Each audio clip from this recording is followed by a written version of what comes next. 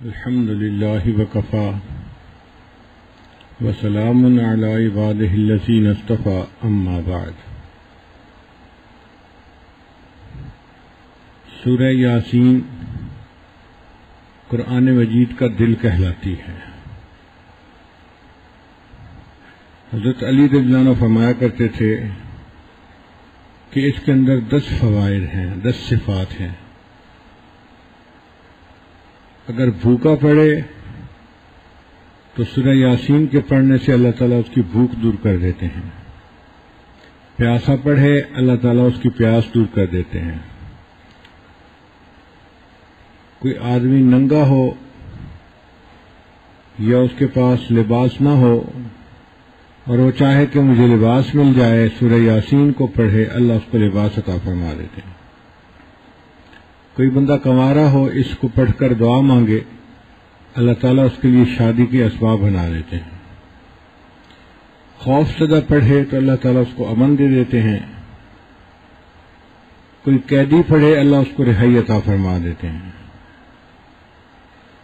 مسافر پڑھے اللہ اپنی مدد اس کے ساتھ شامل کر دیتے ہیں۔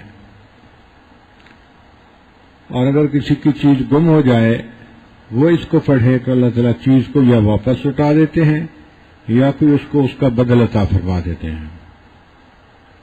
اگر کوئی مریض پڑھے تو اس کو شفا عطا فرما دیتے ہیں، یا کوئی مریض کے اوپر پڑھ کر دم کر دے اللہ اس کو شفا عطا فرماتے ہیں۔ اگر کوئی قریب الموت بندہ ہو اس کے اوپر پڑھے تو روح نکلنے میں آسانی ہو جاتی ہے۔ اگر کوئی بندہ رات کو سورہ یاسین شریف پڑھے اس حال میں صبح میں اٹھتا ہے کہ اس کے گناہ معاف کر دیے جاتے ہیں۔ کوئی بندہ اگر دن میں سورہ یاسین شریف پڑھے اللہ تعالیٰ پورے دن کے کاموں میں اس کی مدد فرما دیتے ہیں۔ آدم علیہ السلام کی پیدائش سے 1000 سال پہلے اللہ تعالیٰ نے سورہ یاسین کی تلاوت فرمائی۔ جب فرشتوں نے سنا تو انہوں نے کہا کتنے ہوں گے وہ خوش نصیب لوگ جن پر یہ کلام اتارا جائے گا، کتنے خوش نصیب ہوں گے وہ سینے جن میں یہ قرآن محفوظ ہوگا، اور کتنے خوش نصیب ہوں گے وہ انسان جو اس کی تلاوت کر سکیں گے۔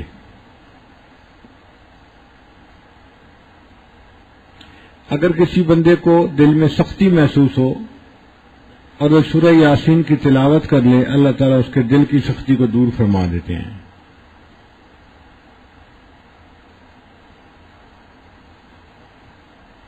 اگر کوئی شخص دیکھے کہ میں نے خواب میں سورہ یاسین کی تلاوت کی ہے تو اس کی تعبیر یہ ہے کہ اللہ تعالیٰ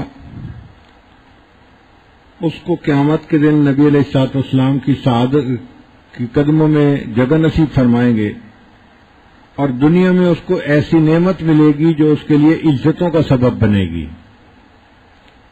اور یہ بندہ اخلاص والا بندہ ہے، سورہ یاسین کی تلاوت اس کے خواب میں کی اس کے بے ریا ہونے کی علامت ہے۔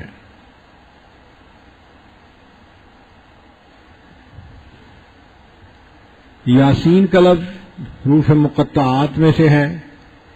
اللہ تعالیٰ نے بعض سورتوں کے شروع میں کچھ حروف لکھ دیے جن کا معنی ہمیں تو نہیں آتا، لیکن یا اللہ جانتے ہیں یا ان کے رسول صلی اللہ علیہ وسلم ان کو جانتے ہیں، مگر ان حروف مقطعات نے انسانوں کو بے لاجواب کر کے رکھ دیا۔ یہ حروف مقطعات اس لیے بنائے کہ انسانوں کو چیلنج دیا، اگر تم کہتے ہو کہ یہ قرآن پاک بنایا ہوا ہے تو تمہیں اپنی زبان پہ بڑا ناز ہے، تم اپنے آپ کو عرب کہتے ہو اور باقی پوری دنیا کو عجم گنگا کہتے ہو، تو زبان پہ ناز کرنے والوں ذرا تم بھی کوئی صورت بنا کے دکھا دو۔ پھر فرمایا صورت نہیں بنا سکتے تو 10 آیتیں ہی بنا کے دکھا دو۔ پھر آخر پر فرمایا 10 آیتیں نہیں بنا سکتے تو 1 آیت ہی بنا کے دکھا دو۔ وہ کفار جو اسلام کے مخالفت میں خود مر جاتے تھے، اپنی اولاد کو قتل کروا دیتے تھے، اگر ان کے لیے اس چیلنج کو قبول کرنا آسان ہوتا تو کیوں نہ اس کو قبول کر لیتے؟ کہتے جی دیکھو آپ لوگوں نے چیلنج دیا ہے، ہم مقابلے میں بنا کے یہ لائے ہیں، مگر ایسا کوئی بھی نہ کر سکا۔ ایک جاہلیت کے زمانے میں شاعر تھا جو بڑا زباندان تھا. وہ ایک غار میں رہتا تھا، نکلتا ہی نہیں تھا، تنہائی پسند تھا. تو ایک آدمی اس کے پاس ایک کاغذ کے اوپر، ایک چیز کے اوپر سورۃ الکوثر لکھ کر لے گیا کہ انا اعطیناک الکوثر فصل لربک وانحر ان شانئک هو الابتر. اس نے کہا کہ اس کا چوتھا اگر ہم مصرع مکمل کر دیں گے تو کلام پورا ہو جائے گا اور ہم بتا دیں گے کہ دیکھو ہم نے تمہارے چیلنج کو قبول کر لیا. اب وہ شاعر کئی دن سوچتا رہا، کوئی فکرہ صحیح طرح جڑتا ہی نہیں تھا. آخر تھک ہار کے اس نے فکرہ جوڑا، ما ھذا قول البشر، یہ کسی بشر کا قول ہے ہی نہیں. تو اللہ تعالیٰ نے انہی کی زبان سے ان کو جواب دلوا دیے.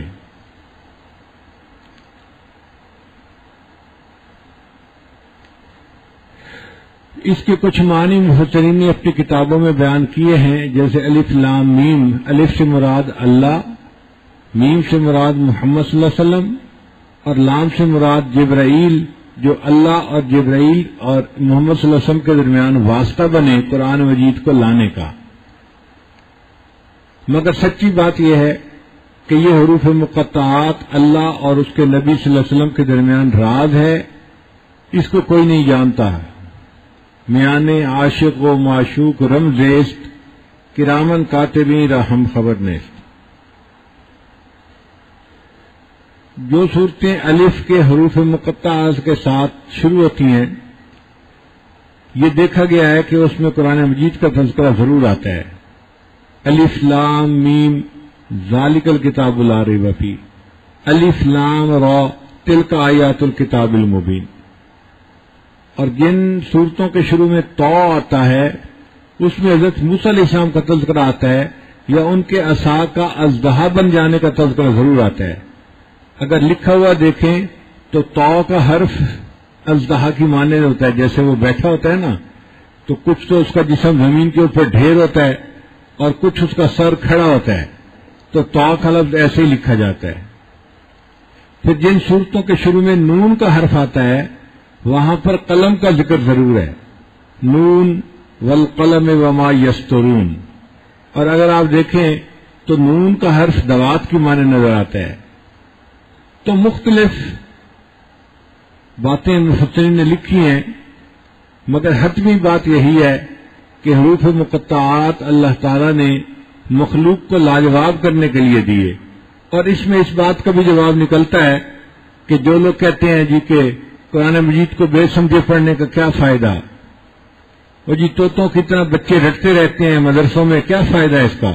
کچھ مخالفین بھی ہیں جن کو قرآن مجید کا حفظ کرنا اچھا نہیں لگتا، وہ کہتے ہیں جی قرآن مجید کو سمجھ کے پڑھنا چاہیے. بھائی سمجھ کے پڑھنا چاہیے، بات ٹھیک ہے، ہم بھی آپ کے ساتھ ہیں، مگر اتنا غلب کرنا کہ بے سمجھ پڑھنے کا فائدہ ہی نہیں، یہ غلط بات ہے. مجھے ایک مرتبہ ایک ایسے صاحب مل گئے تو مجھے کہنے لگا جی یہ طوطے کی طرح رٹنے کا کیا فائدہ ہے. میں ان کا فائدہ تو ہے، کہتے نہیں اس کا مطلب آنا چاہیے. تو میں نے کہا اچھا میں آپ کے سامنے قرآن مجید پڑھتا ہوں، اس کا مطلب بتا دیں. کہتے جی پڑھیں. میں نے کہا کاف ہا یا عین صاد، اس کا ترجمہ بتائیں. کہتے جی اس کا ترجمہ تو کسی کو نہیں پتا.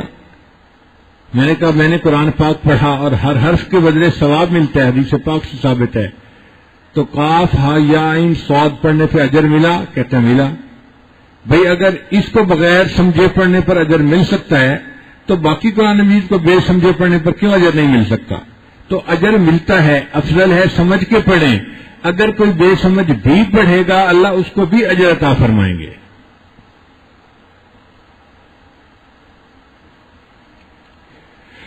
اللہ رب العزت نے قرآن مجید میں مختلف انبیاء کو ان کے ناموں سے خطاب فرمایا. یا آدم، یا زکریا، یا نوح، یا ابراہیم، یا یحییٰ، یا موسیٰ، یا عیسیٰ. لیکن جب نبی علیہ السلام کو خطاب کرنے کا موقع آیا تو اللہ رب العزت نے اپنے محبوب کا اکرام فرمایا اور ان کو ان کے صفاتی ناموں سے پکارا. جیسے دیکھیں ایک بچہ اپنے باپ کو نام لے کے نہیں پکارتا، عزت کی وجہ سے ابو جی کہتا ہے. ابو جی صفاتی نام ہے، اس میں اس کی عظمت ہے. آپ نے دیکھا کوئی اپنے باپ کو کہہ رہا ہو زبیر کدھر ہو، زبیر جلدی آؤ؟ نہیں، زبیر کے کہنے میں وہ عزت نہیں ہے، وہ حقیقت ہے جو اس کے صفاتی نام کو لینے میں ہے. ابو جی کہیں گے احترام ہوگا، محبت کا اظہار ہوگا. تو اللہ تعالیٰ نے اپنے محبوب صلی اللہ علیہ وسلم کے ساتھ محبت کا اظہار فرمایا اور ان کے صفاتی نام سے پکارا، یا ایھا النبی، یا ایھا الرسول، یا ایھا المزمل، یا ایھا المدثر. یا ایھا المزمل، اے کہ آراستہ بلباس پیغمبری. نبی علیہ السلام کو اتنے پیارے نام سے پکارا. یا ایھا المدثر، اے جہان کو سنوارنے والے اور درست کر دینے والے. قم فانذر، کھڑے ہو جائیے اور لوگوں کو ڈرا دیجیے.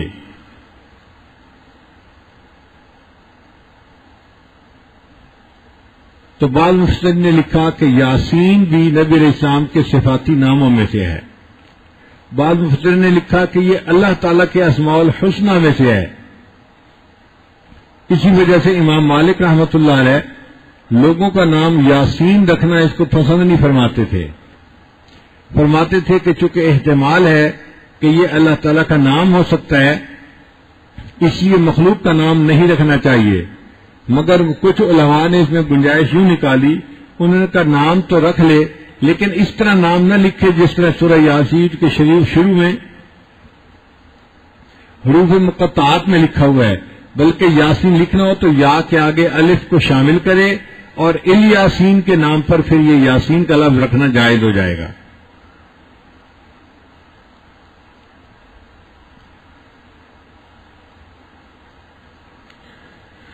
اب سوال پیدا ہوتا ہے کہ سورہ یاسین کو اللہ تعالیٰ نے قرآن مجید کا کل جو فرمایا نبی علیہ السلام نے، تو اس کی کوئی وجہ ہوگی.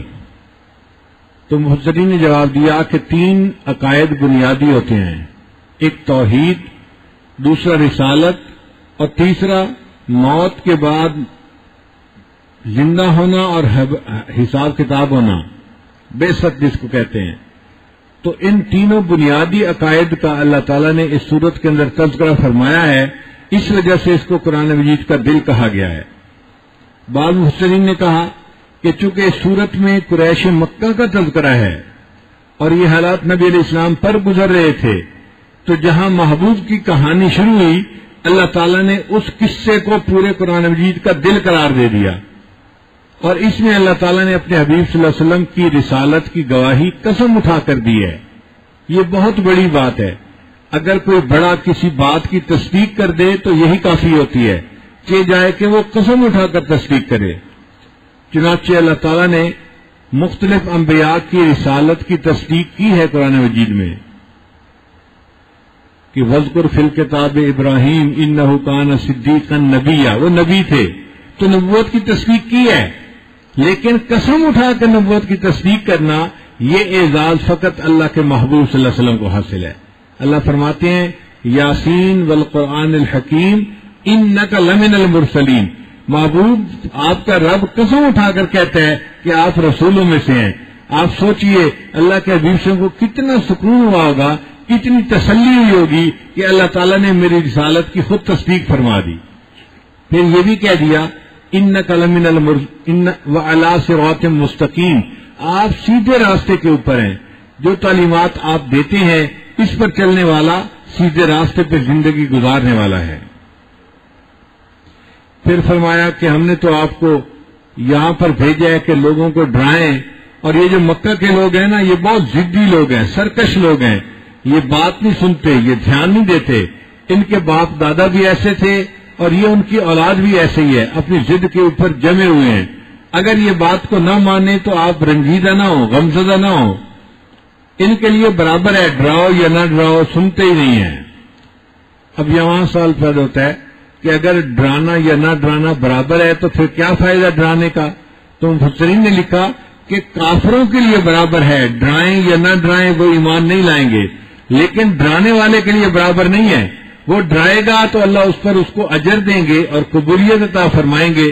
اس لیے ڈرانے والے کو اپنا کام کرنا چاہیے، اثر آئے نظر یا نہ آئے اس سے کوئی غرض نہیں ہونی چاہیے. چنانچہ قیامت کے دن بعض انبیاء آئیں گے جن کی بات ایک بندے نے مانی ہوگی وہ بھی کامیاب، کئی آئیں گے جن کی 2 بندوں نے بات مانی وہ بھی کامیاب، کئیوں کی بات سینکڑوں نے مانگی وہ بھی کامیاب، کئیوں کی بات ہزاروں نے مانی وہ بھی کامیاب، کئیوں کی بات لاکھوں نے مانی، اربوں خربوں نے مانی وہ بھی کامیاب، اور کئیوں کی بات کسی نے بھی نہ مانی وہ بھی کامیاب، اللہ کے ہاں کامیاب۔ انہوں نے پیغام پہنچا دیا، وما علینا الا البلاغ، ہمارا کام تو بات کو پہنچانا تھا، قبول کرنا یا نہ کرنا یہ تمہارا نصیب ہے۔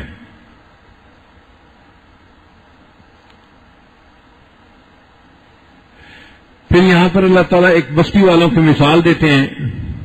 قرآن مجید میں جتنے بھی قصے بیان کیے گئے اس میں قرآن مجید نے بہت ڈیٹیل اور تفصیلات کو نہیں چھیڑا، بندے کا نام کیا تھا، شہر کا نام کیا تھا، اس کی جگہ کیا تھی، یہ غیر ضروری تفصیلات ہیں۔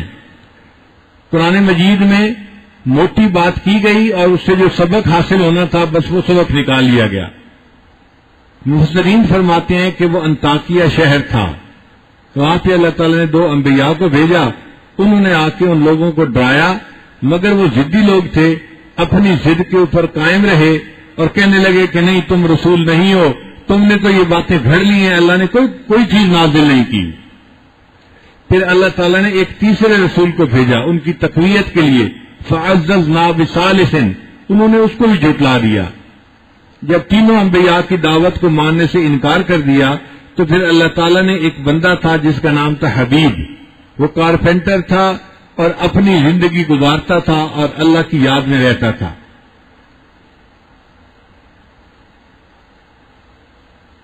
وہ حبیب نجار کہلاتا تھا۔ اس کو پتہ چلا کہ انبیاء نے دعوت دی ہے اور لوگوں نے انکار کیا ہے تو وہ شہر کے دوسرے کنارے سے بھاگا ہوا آیا اور آ کر اس نے تصدیق کی کہ اے قوم ان رسولوں کی بات مان لو اور یہ رسول حق پہ ہیں، یہ تم سے کوئی اجر نہیں مانگتے، یہ ہدایت کے راستے پر چلنے والے ہیں۔ تو جو بندہ بے غرض ہو کر دعوت دے یہ اس کے سچے ہونے کی علامت ہوا کرتی ہے۔ انبیاء اپنی دعوت پر اجرت نہیں مانگتے، انبیاء اپنی دعوت پر اجر مانگتے ہیں کہ ہمارا اجر اللہ کے ذمہ ہے، اللہ ہمیں بدلہ دے گا، ہم تم سے کوئی اس کی اجرت نہیں مانگتے کہ جی ہم تمہیں نصیحت دیتے ہیں اور باتیں سکھاتے ہیں، ہمیں تم مال پیسہ دو، ہم نہیں کچھ مانگتے۔ ان اجریہ الا علی اللہ، ہمارا اجر تو اللہ کے ذمہ ہے۔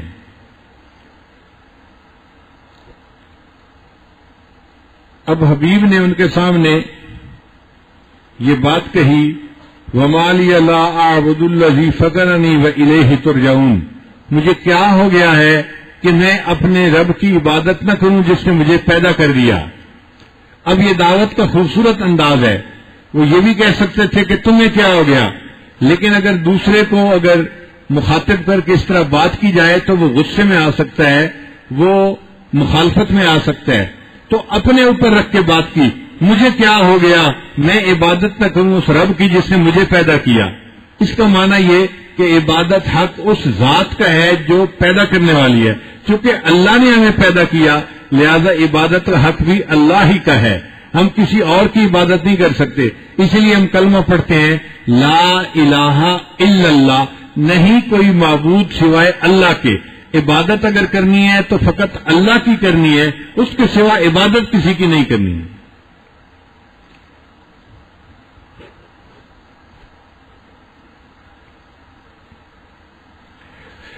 وَإِلَيْهِ تُرْجَعُونَ، یہاں پر انداز کلام متکلم سے مخاطب کی طرف پھیر دیا، انی آمنت بربکم فاسمعون، میں رب کے اوپر ایمان لایا، تم اس بات کو سن لو۔ فاسمعون کا معنی ہے فاسمعونی، میری بات سن لیجئے۔ اب انہوں نے کیوں گواہ بنایا، انبیاء کو گواہ بنایا اپنے ایمان پر،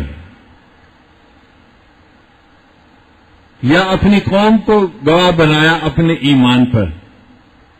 دیکھیے ہم بھی نبی علیہ الصلوۃ والسلام کو اپنے ایمان پر گواہ بناتے ہیں، اور اللہ کے حبیب صلی اللہ علیہ وسلم قیامت کے دن اپنی امت کے ایمان کی گواہی دیں گے، بلکہ ساری دنیا کے انسانوں کے اوپر گواہی دیں گے۔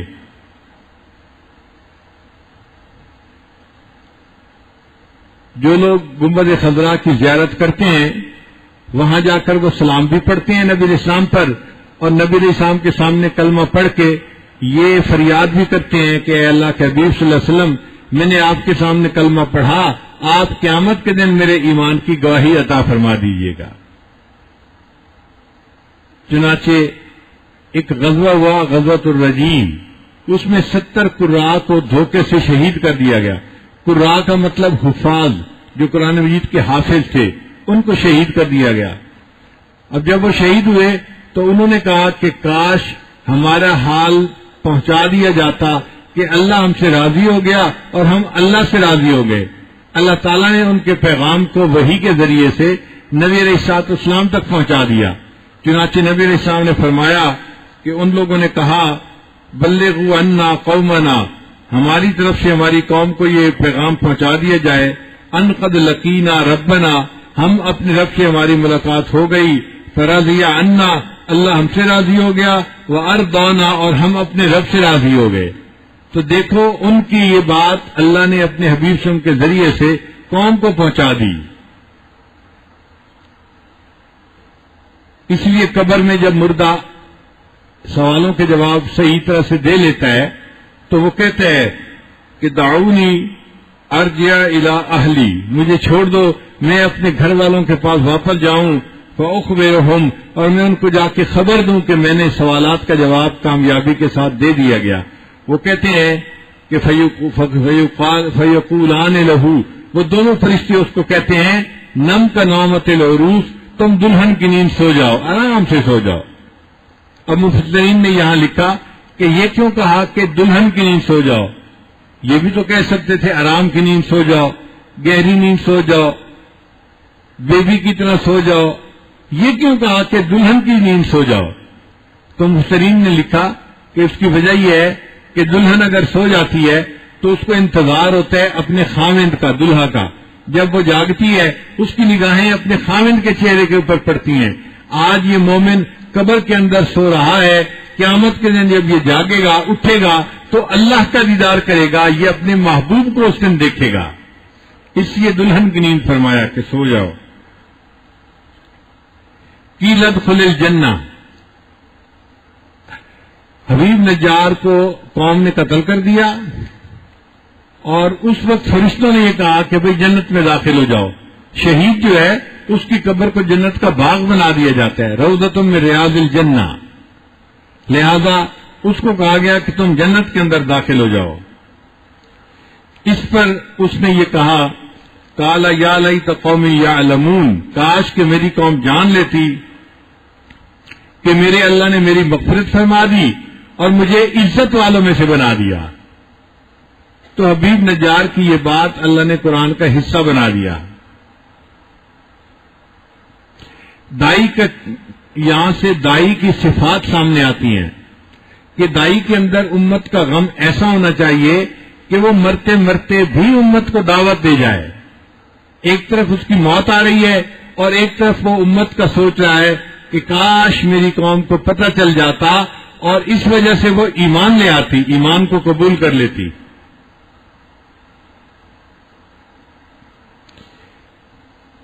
حبیب نجار نے تو ان کو نیکی کی طرف بلایا تھا، مگر قوم نے بے وقوفی کی، اس کے ساتھ سختی کی۔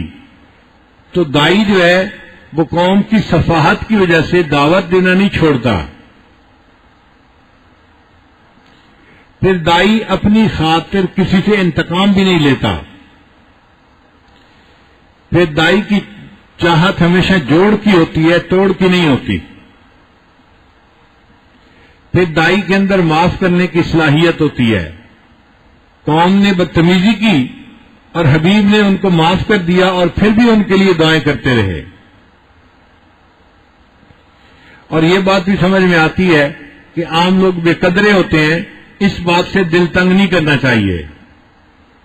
اپنی طرف سے انسان ان کے ساتھ خیر کرتا رہے، پوری زندگی خیر کرتا رہے گا تو لوگوں کے اندر بے قدری دیکھے گا۔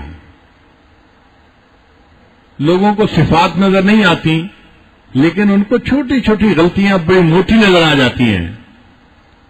وہ دوسرے بندے کو فرشتے کے پیمانے میں تولنا شروع کر دیتے ہیں۔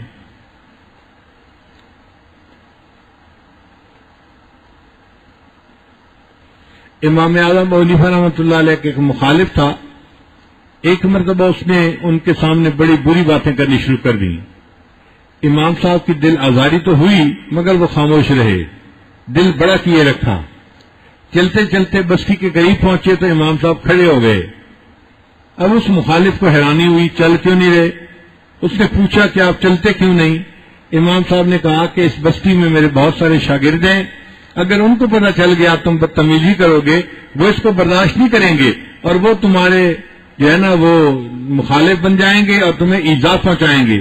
تو میں کھڑا ہو گیا ہوں, جو کہہ لو, پھر میں شہر میں داخل ہوں گا. خیر اس نے اور جتنی بکواس کرنی تھی کر لی, پھر تھک گیا, پھر کہنے لگا بس اب جو میں نے کہنا تھا کہہ لیا. تو امام صاحب نے کہا اچھا تم نے جو کہنا تھا کہہ لیا, اب ذرا میری بات بھی سن لو. اس نے کہا وہ کیا ہے؟ فرمایا کہ دیکھو تم نے میرے سامنے ایسی ایسی باتیں کی ہیں اور میری دل آزاری کی ہے. اگر میں اس کا جواب دینا چاہوں تو میں بھی جواب دے سکتا ہوں, مگر میں نے کوئی جواب نہیں دیا. اگر میں چاہوں تو میں اپنے شاگردوں کو کہہ کے تمہیں سزا دلوا سکتا ہوں, مگر میں ایسا نہیں کروں گا. تم جانتے ہو وقت کا بادشاہ میرا بڑا معتقد ہے, اگر میں اس کو شکایت لگاؤں وہ تمہیں قید میں بھی ڈالے گا اور تمہیں درے بھی لگوائے گا, لیکن میں اس کو شکایت نہیں لگاؤں گا, میں تم سے کوئی بدلہ نہیں لوں گا. اور اگر میں قیامت کے دن تمہارا گریبان پکڑنا چاہوں تو مجھے حق حاصل ہے, تم نے میری دل آزاری کی ہے, میں قیامت کے دن اس کٹہرے میں تمہیں گریبان سے پکڑ کے اپنا اجر مانگ سکتا ہوں, مگر میں ابھی بتا دیتا ہوں کہ میں اس دن کی قیامت کے دن اپنے حق کا مطالبہ نہیں کروں گا. اور آخری بات تمہیں پھر بتا دوں کہ اگر اللہ تعالی نے قیامت کے دن مجھے معاف کر دیا اور جنت جانے کا حکم عطا فرما دیا تو یہ یاد رکھنا کہ میں تمہیں اپنے ساتھ لیے بغیر جنت میں نہیں جاؤں گا. جب امام اعظم رحمۃ اللہ نے ایسی بات کہی تو اس پتھر دل کو بھی اللہ نے موم بنا دیا, پاؤں پہ گر پڑا اور اس نے کہا جی مجھے معاف کر دیجئے, میں آپ کی حیثیت کو پہچانا نہیں تھا, اور وہ بندہ آپ کے معتقدین میں شامل ہو گیا.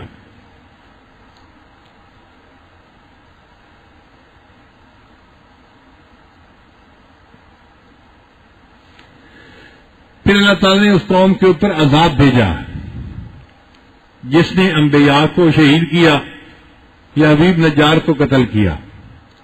اللہ فرماتے ہیں کہ عذاب دینے کے لیے ایک فرشتہ کافی تھا, ہم فوج نہیں اتارتے فرشتوں کی, مگر اللہ تعالیٰ نے بدر میں, غزوہ خندق میں اور حنین میں اپنے نبی علیہ السلام کی مدد کے لیے فرشتوں کی جماعت کو اتارا.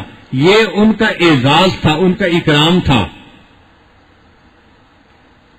حضرت لوط علیہ السلام کی قوم کے لیے جبرائیل علیہ السلام اکیلے آئے, انہوں نے اس زمین کے ٹکڑے کو اکھاڑا اور اس کو آسمان پہ لے جا کے الٹ دیا. ایک فرشتہ کافی ہوتا ہے, مگر اللہ تعالیٰ نے نبی علیہ السلام کے لیے 3000 فرشتے بھیجے. ایک آیت میں آتا ہے, اللہ فرماتے ہیں کہ میں نے 5000 فرشتوں کو بھیجا. تو محبوب صلی اللہ علیہ وسلم کا یہ اکرام تھا کہ اللہ تعالیٰ نے ان کی مدد کے لیے 5000 فرشتوں کو اتار دیا.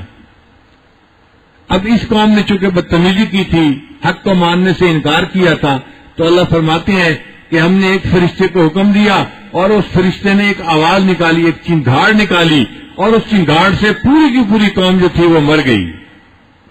ان کانت الا صیحۃ واحدۃ فاذا هم خامدون یا حسرۃ علی العباد. حسرت ہے ان بندوں پر, ما یاتیہم من رسول, ان کے پاس کوئی ایسا رسول نہیں آیا, الا کانوا بہ یستہزئون, مگر یہ اس کے ساتھ مذاق کرتے تھے, یہ انبیاء کا مذاق اڑاتے تھے, ان کی بے اکرامی کرتے تھے.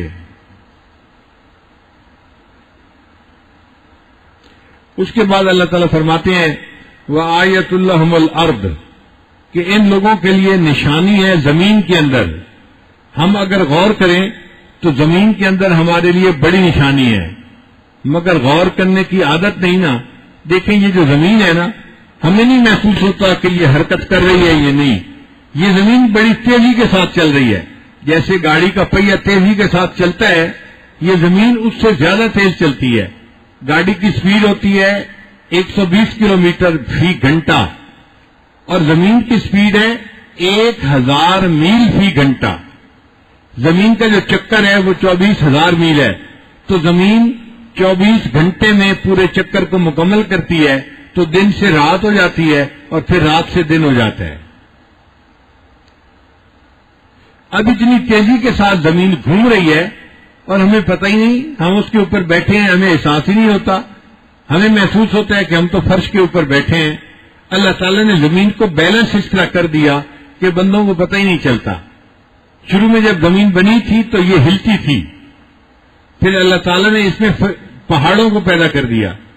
یہ جو پہاڑ ہے نا, انہوں نے زمین کو اس طرح جو ہے وہ بنا دیا کہ بیلنس ہو گیا اور پتہ ہی نہیں چلتا.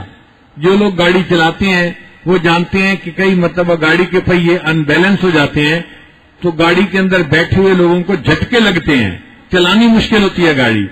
وہ پھر ورکشاپ پہ جاتے ہیں اور اپنے وہیل کو بیلنس کرواتے ہیں. مشینیں بنی ہوتی ہیں, وہ وہیل کو بیلنس کرتی ہیں. کہیں چھوٹا سا وزن لگا دیا, کہیں تھوڑا بڑا وزن لگا دیا, مختلف جگہوں پہ وزن لگا کے بیلنس کر دیتے ہیں. اس کے بعد جھٹکے ختم ہو جاتے ہیں. تو اللہ تعالیٰ نے بھی کہیں چھوٹے پہاڑ بنا دیے, کہیں بڑے پہاڑ بنا دیے, کہیں کو ہمالیہ بنا دیا, اور ان پہاڑوں کے ذریعے سے اللہ نے زمین کو بیلنس کر دیا. اور اتنا بیلنس کیا اب اس کے اوپر بیٹھنے والوں کو پتہ بھی نہیں چلتا یہ چل بھی رہی ہے یا نہیں چل رہی. اگر سائنس کے نقطۂ نظر سے دیکھیں تو عقل حیران ہو جاتی ہے. سائنس بتاتی ہے اگر کوئی وزن اپنے مرکز سے 1 میٹر کے فاصلے پر ہو اور وہ 1 گرام وزن ہو اور اس کو 1000 میل کی رفتار سے جو ہے گھمایا جائے تو وہ 1 ٹن کا دھکا پیدا کر دیتی ہے, 1 ٹن کا جھٹکا پیدا کر دیتی ہے. 1 گرام وزن تو پوری زمین پر تو کتنے پہاڑ ہیں. اگر چھوٹی سی وزن میں کوئی تبدیلی ہوتی تو زمین کو تو جھٹکے لینے چاہیے تھے. اور کئی جگہ پہاڑوں کو کھودا جاتا ہے, زمین کو کھودا جاتا ہے, تو جب کھودا جاتا ہے تو ان بیلنس ہو جانا چاہیے.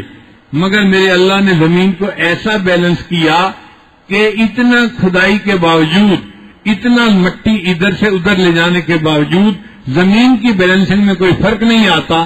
انسانوں کو محسوس ہی نہیں ہوتا کہ زمین چل بھی رہی ہے یا نہیں چل رہی. ہمیں یہ ساکت نظر آتی ہے, ایک جگہ کھڑی ہوئی ہے, حالانکہ کھڑی ہوئی نہیں ہے, یہ گھوم رہی ہے اور ہم اس کا حصہ ہیں.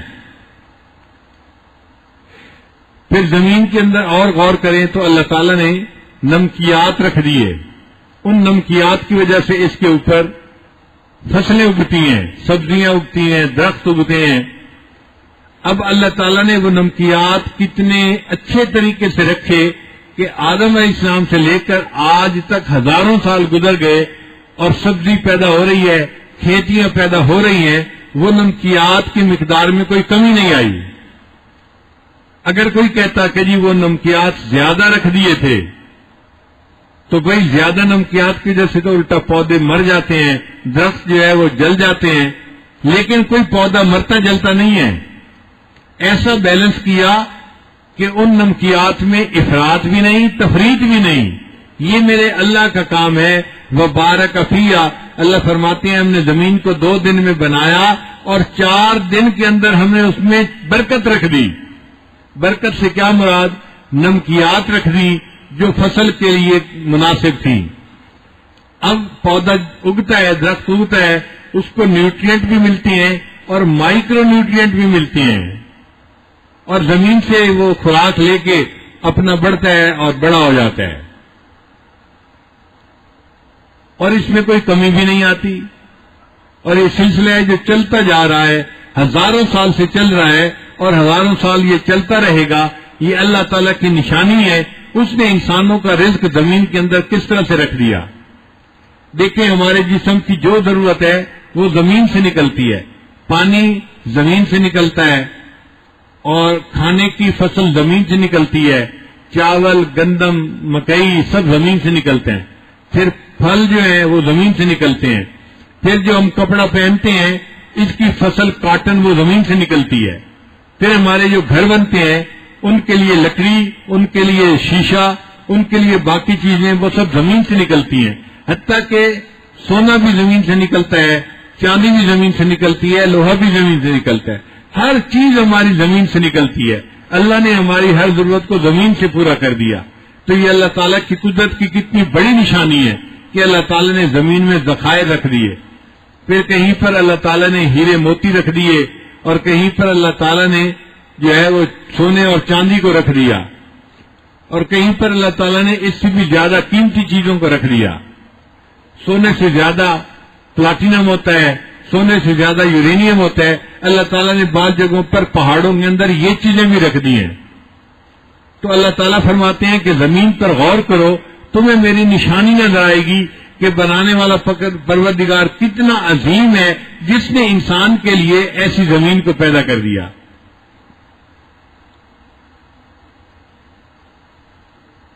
پھر عام طور پر زمین جب خشک ہوتی ہے تو لگتا ہے کہ یہ زمین اب مر گئی ہے، مگر اللہ تعالیٰ بارش برسا دیتے ہیں، اور بارش برسانے سے وہ مردہ زمین پھر زندہ ہو جاتی ہے. پھر اس کے اندر جو ہے وہ کھیتی نکل آتی ہے اور لہلہاتے ہوئے باغات نظر آتے ہیں. تو اللہ فرماتے ہیں وَآیَةٌ لَهُمُ الْأَرْضُ الْمَيْتَةُ، ان کے لیے یہ زمین ایک نشانی ہے. دیکھو یہ مردہ تھی اور ہم نے بارش کے ذریعے سے اس کو دوبارہ زندہ کر دیا. تو اگر بارش کے ذریعے سے یہ دوبارہ زندہ ہو گئے تو اے لوگوں تم مر جاؤ گے تو تمہیں قیامت کے دن زندہ کرنا کوئی مشکل کام نہیں ہوتا. شروع میں بندے کو بنانا مشکل تھا، ہم نے تو بندے کو بنا دیا. اب جب ایک دفعہ بن گیا، اب مر گیا ہے، تو مرے کو زندہ کرنا کون سا مشکل کام ہے. ہم قیامت کے دن اس کو زندہ کر دیں گے، اور اللہ تعالیٰ فرماتے ہیں کہ ہم تمہارا اس دن حساب کتاب لیں گے. امام شافعی رحمۃ اللہ فرمایا کرتے تھے کہ انسان غور کرے تو اللہ کی قدرت کی نشانیاں نظر آتی ہیں. دیکھو شہتوت کا پتا ایک ہی ہے، اس کو اگر بکری کھاتی ہے اس سے دودھ ملتا ہے. اس شہتوت کے پتے کو اگر ریشم کا کیڑا کھاتا ہے تو اس سے ریشم ملتا ہے. اس کو اگر ہرن کھاتا ہے تو ہرن کی ناف کے اندر مشک پیدا ہوتا ہے. ایک ہی غذا تھی، اس کو ریشم کے کیڑے نے کھایا تو ریشم بنا دیا، بکری نے کھایا دودھ بنا دیا، اور ہرن نے کھایا تو اس کو مشک کی خوشبو بنا دیا. کوئی انسان ایسی مشین پیدا کر سکتا ہے جس مشین میں شہتوت کے پتے ڈالے جائیں، ایک مشین سے دودھ نکلنا شروع ہو جائے، دوسرے مشین سے ریشم کا کپڑا نکلنا شروع ہو جائے، اور تیسرے سے مشک کی خوشبو نکلنی شروع ہو جائے؟ انسان کے بس کی بات ہی نہیں. یہ فقط اللہ کی صفت ہے کہ اللہ رب العزت نے اپنی قدرت کو کیسے جو ہے دکھا دیا. ہمارے لیے اس میں نشانی ہے. اس میں پھر فرمایا قرآن مجید میں کہ ہم نے زمین کے اندر سے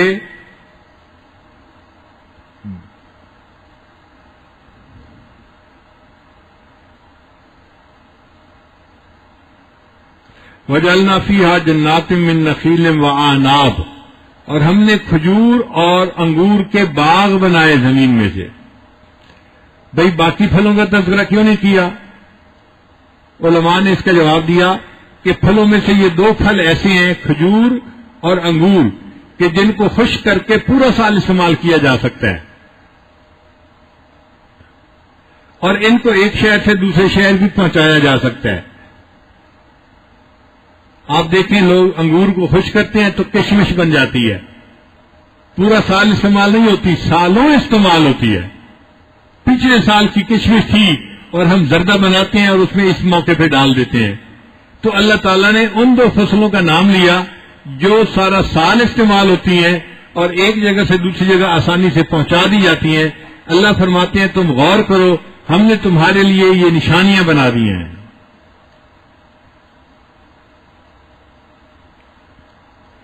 پھر اللہ تعالیٰ نے زمین کے اندر چشمے جاری فرما دیے. کئی جگہوں پر پانی نہیں ہوتا، بارش بھی اتنی نہیں ہوتی، تو اللہ تعالیٰ چشموں کے ذریعے سے پانی کا انتظام کر دیتے ہیں. یہ جو پہاڑی علاقہ ہے ان میں پہاڑ کے اندر جو ہے وہ ڈھلان ہوتی ہے. اب اس ڈھلان کے اوپر پانی نہیں ہوتا، لیکن اللہ زمین سے چشمے جاری فرما دیتے ہیں اور وہ چشمے کا پانی نیچے گرتا ہے اور ارد گرد کی زمین کے جو درخت ہوتے ہیں، پودے ہوتے ہیں، ان کو پانی بھی پہنچا دیتا ہے، سرسبز بھی کر دیتا ہے، اور انسانوں کے لیے پانی کے پینے کا سبب بھی بن جاتا ہے. لِيَأْكُلُوا مِنْ ثَمَرِهِ، ثمرہ میں ہی کی ضمیر جو ہے وہ اللہ کی طرف ہے. مقصد یہ ہے کہ پھل اللہ کی قدرت سے حاصل ہوتے ہیں. اگر اللہ نہ چاہے تو پھل حاصل نہیں ہو سکتے.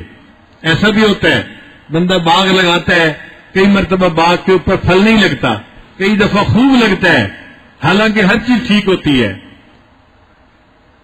ہر سال ہم اخباروں میں پڑھتے ہیں اس سال آم کی فصل اچھی نہیں ہوئی، اس سال آم کی فصل بہت اچھی ہو گئی۔ بھئی وہی زمین تھی، وہی پانی تھا، وہی اس کا مالک تھا، سب کچھ کیا تو صحیح، مگر پھل لگتا ہے جب اللہ چاہتے ہیں، بندے کے بس کی بات نہیں ہوتی۔ مالی دا کم پانی دینا تے بھر بھر مشکاں پاوے، مالی دا کم پانی دینا تے بھر بھر مشکاں پاوے، تے مالک دا کم پھل پھل لانا، لاوے یا نہ لاوے۔ یہ اللہ کا کام ہے پھل لگانا، وہ چاہتا ہے تو پھل لگا دیتا ہے اور چاہتا ہے تو پھل نہیں لگاتا۔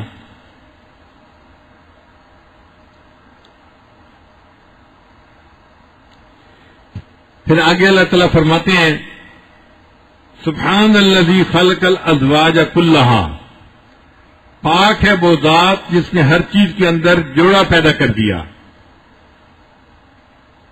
یہ قرآن مجید کی آیت وہ عورتیں اگر پڑھیں جو بے اولاد ہوتی ہیں، اللہ تعالیٰ اس کے سبب ان کو اولاد عطا فرما دیتے ہیں، یا وہ عورتیں جن کو رشتے نہیں ملتے، وہ اگر اس آیت کو پڑھ کے دعا مانگیں اللہ تعالیٰ ان کو رشتے عطا فرما دیتے ہیں۔ سبحان الذی خلق الازواج کلھا، بس اتنا پڑھنا ہوتا ہے۔ ہر نماز کے بعد 11 دفعہ 21 دفعہ پڑھیں اور اللہ سے دعا مانگیں، اللہ تعالیٰ ان کو ان کے زندگی کا ساتھی عطا فرما دیتے ہیں۔ سبحان الذی خلق الازواج کلھا۔ اور اگر اس پر غور کریں، جیسے اللہ فرماتے ہیں کہ غور کرو، تو واقعی اللہ نے ہر چیز میں جوڑا جوڑا بنایا ہے۔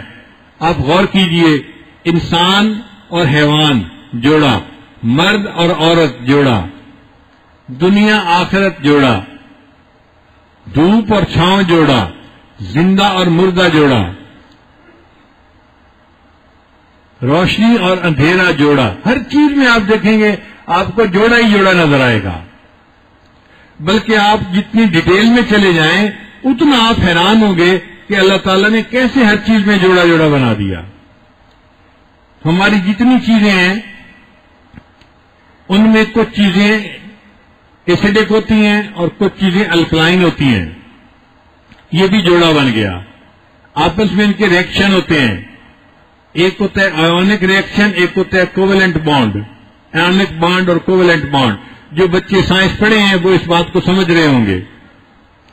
تو دیکھو چیزوں کا ایک دوسرے کے ساتھ جو ملاپ ہوتا ہے کیمیکل ایکشن کے ذریعے سے، اس میں بھی جوڑا جوڑا، ایک کے اندر پازیٹو آئن ہوتا ہے، ایک نیگیٹو آئن ہوتا ہے، وہ ایک دوسرے کی طرف جو ہے کھنچ جاتی ہیں، ایفینٹی ہوتی ہے اور آپس میں وہ مل جاتے ہیں تو ریئیکشن ہو جاتے ہیں۔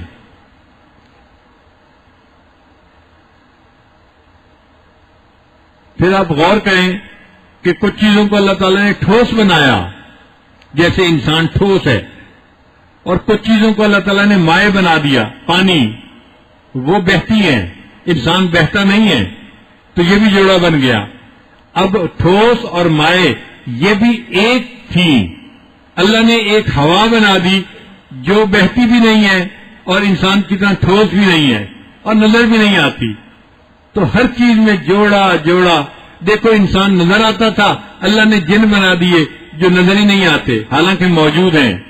انسان کو اللہ نے مٹی سے بنایا تھا، جن کو اللہ تعالیٰ نے آگ سے بنا دیا، یہ بھی جوڑا بن گیا۔ تو دنیا اور آخرت جوڑا، جنت اور جہنم جوڑا، زمین آسمان جوڑا، ہر چیز جوڑا جوڑا بنا دیا۔ خود انسان کے اندر دیکھیں تو اس میں بھی دو چیزیں ہیں، ایک ہے جسم اور ایک ہے روح۔ جسم عالم خلق سے بنا اور روح عالم امر سے بنا، تو یہ بھی جوڑا ہی ہے۔ جس چیز میں غور کرتے جائیں گے اللہ نے فرمایا وَمِن كُلِّ شَيْءٍ خَلَقْنَا زَوْجَيْنِ، ہم نے ہر چیز میں جوڑا بنایا تاکہ تم نصیحت پکڑ سکو۔ تو ہر چیز میں جوڑا ہے، ہر چیز میں جوڑا ہے۔ سائنس کے بچے سمجھتے ہیں کہ جتنے دنیا کے اندر چیزیں ہیں ان سب کے جو ہے نا وہ ریئیکٹ کرتی ہیں۔ اللہ نے کچھ چیزیں ایسی بنا دی جو ریئیکٹ ہی نہیں کرتی، ان کو انرٹ گیسز کہتے ہیں، ان کا ریئیکشن ہی نہیں ہوتا۔ اللہ نے اس میں بھی جوڑا بنا دیا۔ پھر عام چیزیں تو وہ ہوتی ہیں کہ جن سے شعاعیں نہیں نکلتی، اللہ نے کچھ ایسی چیزیں بنا دی جن سے شعاعیں نکلتی ہیں، ان کو ریڈیو ایکٹیو کہتے ہیں، جیسے یورینیم ہے، تھوریم ہے اور ریڈیم ہے، یہ ریڈیو ایکٹیو مٹیریل ہے، ان میں سے ہر وقت الفا بیٹا کی شعاعیں نکلتی رہتی ہیں، تو یہ بھی جوڑا بن گیا۔ کچھ وہ چیزیں جن سے نہیں نکلتی، کچھ وہ جن سے نکلتی ہیں۔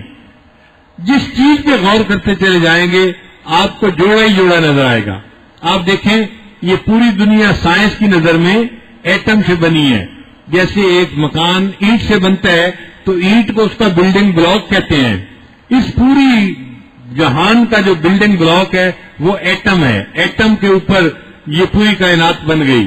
اب ایٹم پر اگر غور کریں اس میں بھی جوڑا جوڑا، ایک ایسا پارٹیکل ہوتا ہے جس پر پازیٹو چارج ہوتا ہے، اس کو پروٹون کہتے ہیں، ایک کے اوپر نیگیٹو چارج ہوتا ہے، اس کو الیکٹران کہتے ہیں، تو یہ بھی جوڑا بن گیا۔ مثبت چارج اور منفی چارج کے پارٹیکل جوڑا بن گیا۔ اب ان کے اوپر چارج تھا تو کوئی ایسا پارٹیکل بھی ہونا چاہیے تھا جس پر چارج نہ ہو، اللہ نے نیوٹرون بنا دیا، یہ بھی جوڑا بن گیا۔ یہ چارج والے ہیں، یہ بغیر چارج کے، یہ بھی جوڑا بن گیا۔ اب یہ ایٹم بن گیا اور یہ ایٹم مالیکول بنتا ہے اور اس کے اوپر پوری کائنات کو اللہ نے بنا کے دکھا دیا۔ پھر اگر اور اس پر غور کریں تو اور زیادہ آپ کو اللہ کی نشانی نظر آئیں گی۔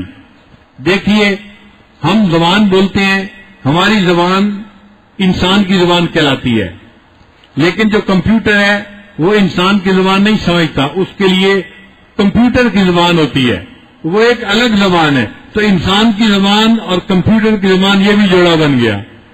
پھر جو مشینیں ہیں یہ مشینیں زبان کو نہیں سمجھتی، ان کے لیے ایک الگ زبان بنائی گئی جس کو مشین لینگویج کہتے ہیں۔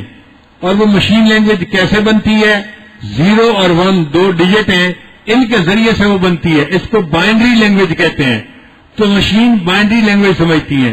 دنیا میں جتنے روبوٹ بنے ہیں، جتنی مشینیں بنی ہیں، وہ اس بائنڈری لینگویج کے ذریعے سے عمل درآمد کرتی ہیں۔ تو یہ دیکھو یہ بھی جوڑا جوڑا 0 اور 1 جوڑا۔ حتیٰ کہ اگر سپیس کے اندر کوئی گاڑی بھیجی جاتی ہے اس کو بھی 0 اور 1 کی بائنڈری لینگویج کے ذریعے سے کنٹرول کیا جاتا ہے۔ یہ جوڑا جوڑا آپ کو دنیا کی ہر چیز میں ملے گا۔ آپ جتنا غور کرتے چلے جائیں، ہزاروں لوگ اس پوائنٹ کے اوپر پی ایچ ڈی کر سکتے ہیں اگر وہ سوچیں تو جوڑے جوڑے مزید بناتے جائیں اور نئی سے نئی چیزوں کو دریافت کرتے چلے جائیں۔ قرآن مجید کی عظمت دیکھیے، ایک آیت میں ایسا راز دے دیا کہ جس راز کے اوپر ہزاروں بندے پی ایچ ڈی کی ڈگری حاصل کر سکتے ہیں۔ وَمِن كُلِّ شَيْءٍ خَلَقْنَا زَوْجَيْنِ، ہم نے ہر چیز کے اندر جوڑا پیدا کر دیا، یہاں تک کہ اگر کائنات میٹر سے بنی ہے، مادہ سے بنی ہے، تو سائنسدانوں نے اینٹی میٹر کو بھی تلاش کر لیا کہ میٹر اگر ہے تو اینٹی میٹر بھی ہے، یہ بھی جوڑا ہے۔ واہ اللہ تیری قدرت پہ قربان جائیں کہ تم نے 2 لفظوں میں پوری کائنات کے راز کو کھول کے رکھ دیا۔ ہم نہ فرماتے ہیں وَمِن كُلِّ شَيْءٍ، ہر چیز کے اندر ہم نے جوڑا جوڑا بنایا ہے۔ اچھا دیکھیں، انسان آکسیجن لیتا ہے اور کاربن ڈائی آکسائڈ نکالتا ہے، زندہ رہتا ہے۔ اللہ نے درخت بنا دیے، وہ کاربن ڈائی آکسائڈ لیتے ہیں، آکسیجن نکالتے ہیں، یہ بھی جوڑا بن گیا۔ پھر دیکھیے انسان کے اندر بیکٹیریا ہوتا ہے جو بیماری کو بڑھا دیتا ہے، تو بیکٹیریل بیماریاں ہوتی تھی، اللہ نے ایک اور بیماری بنا دی جس کو فنگل بیماریاں کہتے ہیں، یہ بھی جوڑا بن گیا۔ اچھا کچھ ایسی چیزیں ہیں کہ جو آکسیجن کی وجہ سے زندہ رہتی ہیں، مگر اللہ نے ایسا بھی بیکٹیریا بنا دیا جو بغیر آکسیجن کے زندہ رہتے ہیں، اس کو انیروبک بیکٹیریا کہتے ہیں۔ دانتوں کے اندر اور انسان کے پیٹ کے اندر جہاں ہوا نہیں پہنچ پاتی وہ بیکٹیریا ہوتا ہے جو انسان کی بیماری کا سبب بنتا ہے۔ واہ میرے اللہ، آپ نے ہر چیز میں جوڑا ہی جوڑا بنا دیا۔ جتنا غور کرتے جائیں گے دل سے یہ آواز نکلے گی، اللہ آپ کتنے بڑے عظیم خالق ہیں، آپ نے کائنات کی ہر چیز کے اندر جوڑا ہی جوڑا بنا دیا۔ اور دیکھیں یہ قرآن کب اتر رہا تھا؟ 1400 سال پہلے، جب انسان صرف مرد اور عورت کو جوڑا سمجھتا تھا۔ اس وقت اس نے کل شیء کا لفظ استعمال کیا کہ صرف مرد اور عورت میں جوڑا نہیں ہے، وَمِن كُلِّ شَيْءٍ، کل کا لفظ بتا رہا ہے کہ کائنات کی ہر چیز کے اندر اللہ نے جوڑا جوڑا بنا دیا ہے۔ اور یہ بات آج اس سائنسی دور میں سائنس پڑھنے والوں کو سمجھ آ رہی ہے۔ ہم اللہ کی قدرت پہ قربان جائیں جس نے ایسی عظیم کتاب کو اتارا اور اس میں ایسے عظیم راز اللہ نے ہمارے سامنے کھول دیے۔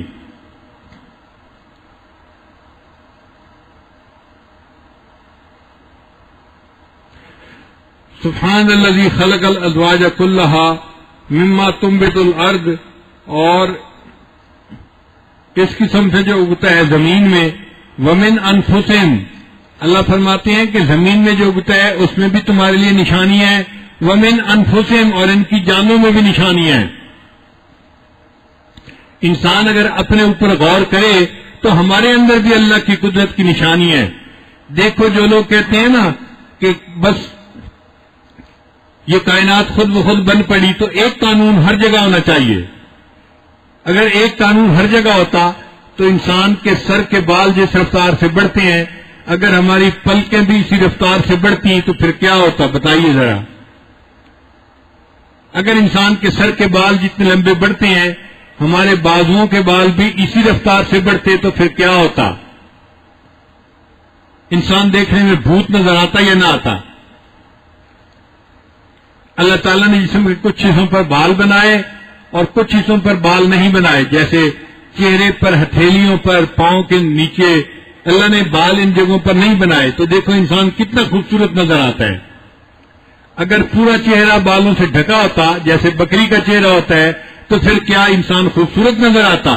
انسان کی خوبصورتی خاک میں مل جاتی۔ اللہ تعالیٰ نے انسان کو حسن کا نمونہ بنانا تھا، اللہ تعالیٰ نے دیکھو بالوں کو کنٹرول کر دیا۔ پھر اگر ہڈی بڑھنے کا بھی ایک ہی اصول ہوتا تو انسان کا قد شروع میں 1 فٹ ہوتا ہے بچے کا، اور بعد میں 6 فٹ تک چلا جاتا ہے، اور انسان کے جسم کی ہر ہڈی 6 گنا بڑھتی تو کیا حال ہوتا؟ انسان کے جسم کے دانت اگر 6 گنا بڑھتے تو دانت کتنے بڑے بڑے ہوتے؟ انسان کی آنکھ کا ڈیلا شروع میں اگر 1 انچ کا ہوتا ہے اور آخر میں یہ 6 انچ کا بڑا ہوتا تو دیکھیں آنکھیں کیا ہوتی۔ مگر ہر چیز کو اللہ نے ایک اصول سے نہیں بڑھایا، جہاں جتنا بڑھانا مناسب تھا اللہ نے اس کی تقدیر بنا دی۔ کچھ ہڈیاں تیزی سے بڑھتی ہیں، کچھ ہڈیاں کم تیزی سے بڑھتی ہیں، کچھ بال تیزی سے بڑھتے ہیں، کچھ کم تیزی سے بڑھتے ہیں، اور اللہ تعالیٰ نے انسان کو قدرت کی نشانی بنا دیا۔ اللہ فرماتے ہیں کہ کائنات میں بھی تمہارے لیے نشانیاں ہیں اور تمہاری اپنی ذات میں بھی ہماری قدرت کی نشانیاں موجود ہیں۔ ومن انفسہم، اور ان کی جانوں میں بھی نشانیاں ہیں۔ تو ہم اپنے اندر غور کریں تو بھی ہمیں اللہ کی نشانیاں نظر آتی ہیں، باہر کی دنیا میں غور کریں تو بھی نشانیاں نظر آتی ہیں۔ اللہ تعالیٰ قرآن مجید میں فرماتے ہیں سنریہم آیاتنا فی الآفاق وفی انفسہم، ہم ان کو عنقریب نشانیاں دکھائیں گے کائنات میں بھی اور ان کی اپنی جانوں میں بھی، حتیٰ یتبین لہم انہ الحق، حتیٰ کہ ان کے اوپر حق بات بالکل کھل کر سامنے آ جائے گی۔ پھر اگر یہ بات نہیں مانیں گے ہم اس پوری کائنات کو سمیٹ کر رکھ دیں گے، قیامت برپا کر دیں گے۔ آج سائنس کی دنیا کا وقت ہے، اس لیے ہمیں یہ نشانیاں کائنات میں بھی نظر آتی ہیں اور انسان کے اپنے اندر بھی نظر آتی ہیں۔ ڈاکٹر لوگ دیکھیے کائنات کی چیزوں کو، انسان کو سمجھنے میں دن رات لگے ہوتے ہیں، مگر اتنی تفصیل ہے کہ یہ آج تک اس کو مکمل نہیں سمجھ سکے۔ میں نے ایک مرتبہ نیو یارک میں اپنی آنکھوں کا چیک کروایا، ایک امریکن ڈاکٹر تھا اور اس کے پاس اتنی مشینیں تھیں کہ مجھے لگتا تھا کہ یہ کوئی ڈاکٹر کی کلینک نہیں، یہ کوئی کارخانہ ہے، اتنی مشینیں لگی ہوئی تھیں۔ ایک مشین پہ چیک کرتا، دوسری پہ، تیسری پہ، چوتھی پہ، تنگ ہو گیا میں۔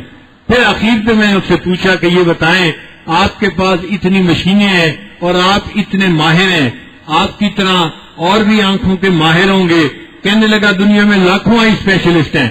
میں نے کہا دیکھیں انسان کی آنکھ 1 انچ سے بھی چھوٹی ہے اور لاکھوں انسان روزانہ دنیا کے اندر ان مشینوں کے ذریعے آنکھ کی تفصیلات میں ریسرچ کر رہے ہیں اور ہزاروں سال گزر گئے، کیا اب تک یہ ریسرچ مکمل نہیں ہوئی؟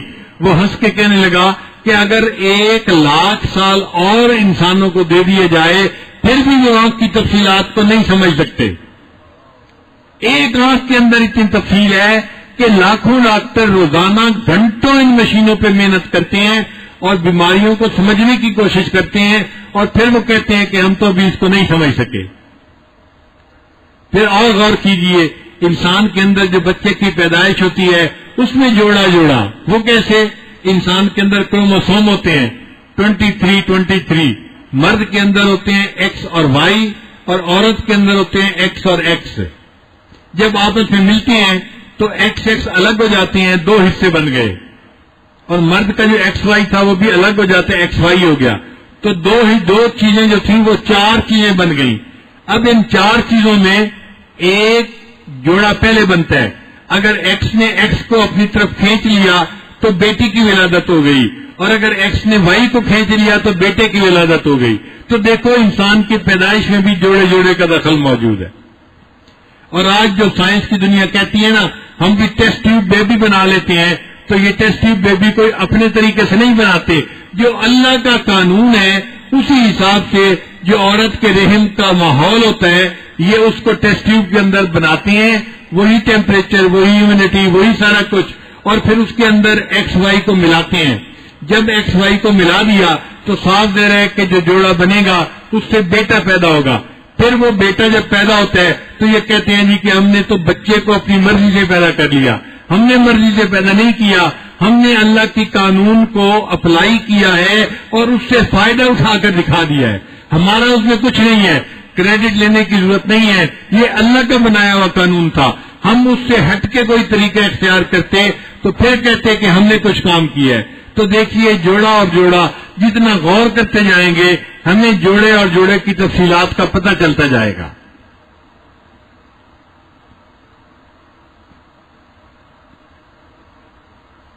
ہمارے حضرت رحمۃ اللہ فرماتے تھے ایک بوڑھا تھا, اس کی بیوی کی وفات ہو گئی.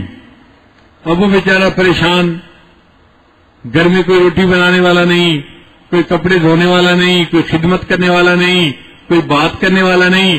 تو اکیلے تو بندے کی زندگی نہیں گزرتی. اگر اللہ تعالیٰ ساری دنیا میں فقط مرد بنا دیتے تو ان سے تو گھر بننے ہی نہیں تھے. انہوں نے بس ایک درخت کے سائے کے اندر ہی پوری زندگی گزار لینی تھی, انہوں نے غار کے اندر ہی پوری زندگی گزار لینی تھی. اللہ نے عورت کو مزاج ایسا دیا, گھر بنواتی ہے, پھر اس کو سجاتی ہے, پھر اس میں کیا فرنیچر لاتی ہے, پھر اس میں کیا بجلی کے کمکمے لگواتی ہے. یہ سارے گھروں کی زیب و زینت عورتوں کی وجہ سے ہے, مردوں کی وجہ سے نہیں ہے. اور اگر اللہ تعالیٰ ساری دنیا میں عورتیں بنا دیتے, مرد نہ ہوتے, تو بیچاری ایک دوسرے کے بال کھینچ کھینچ کے مر جاتی. اللہ نے بیلنس کر دیا, مرد بھی بنائے, عورتیں بھی بنائیں. اب دیکھو مرد اور عورت ایک گھر کے اندر کتنی محبت بھری زندگی گزارتے ہیں. فیملی کا سیٹ اپ ہوتا ہے اور اللہ تعالیٰ ان کو خوشیوں بھری زندگی دیتے ہیں. وہ اللہ کی عبادت کرتے ہیں اور اللہ کی رضا کے لیے اپنی زندگی گزار کے چلے جاتے ہیں. اللہ نے جوڑا جوڑا بنایا ہر چیز کے اندر. تو اب وہ بوڑھا بڑا پریشان تھا کہ بھئی اس عمر میں اگر میں کہیں سے رشتہ مانگوں تو کوئی رشتہ بھی نہیں دے گا, اور مجھے مدد تعاون کی ضرورت بھی ہے. تو وہ روز دعائیں مانگتا, اللہ مجھے بیوی عطا کر دے, بیوی عطا کر دے, بیوی عطا کر دے, اور کوئی اثر ظاہر نہ ہوتا. ایک دن اس کے ذہن میں عجیب بات آئی. وہ دعا مانگنے بیٹھا اور دعا مانگتے مانگتے کہنے لگا, اللہ کل تو ہی چنگا لگنا ہے. اے اللہ اکیلا تو تو ہی اچھا لگتا ہے, میں اکیلا اچھا نہیں لگتا. اللہ کی وحدانیت کا جب اس نے تذکرہ کیا اللہ کو رحم آ گیا, اور اللہ نے اس بڑھاپے میں اس کو اس سے چند سال چھوٹی ایک بیوی عطا فرما دی. تو کنوارے لوگ اگر دعائیں مانگیں ان کے رشتے نہیں ہو رہے تو وہ یہ بھی کبھی کبھی اللہ سے کہہ سکتے ہیں کہ یا اللہ اکیلے تو آپ ہی اچھے لگتے ہیں, ہم اکیلے اچھے نہیں لگتے, ہمیں جوڑا بنا دیجئے. تو اللہ تعالیٰ ان کو رشتے عطا فرما دیں گے. تو فرمایا کہ ہم نے تمہاری جانوں کے اندر بھی جوڑے بنائے, وَمِمَّا لَا يَعْلَمُونَ, اور ہم نے وہاں بھی جوڑے بنائے جہاں تم جانتے ہی نہیں ہو, تمہیں پتہ ہی نہیں ہے, ابھی تمہاری عقل کی وہاں تک پہنچ ہی نہیں ہوئی, تمہارا علم کا جو سائنس کا علم ہے ابھی وہاں پہنچا ہی نہیں ہے, ہم نے وہاں بھی جوڑے جوڑے بنائے ہوئے ہیں.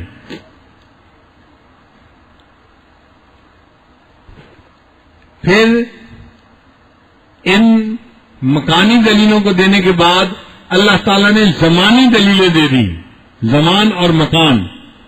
زمانی دلیلوں میں اللہ نے فرمایا وَآیَةٌ لَهُمُ اللَّيْلُ, اور ان میں نشانیاں ہیں کہ ہم نے ان کے لیے رات بنائی, نَسْلَخُ مِنْهُ النَّهَارَ, اس کے واسطے رات کھینچ لیتے ہیں تو نیچے سے دن نکل آتا ہے.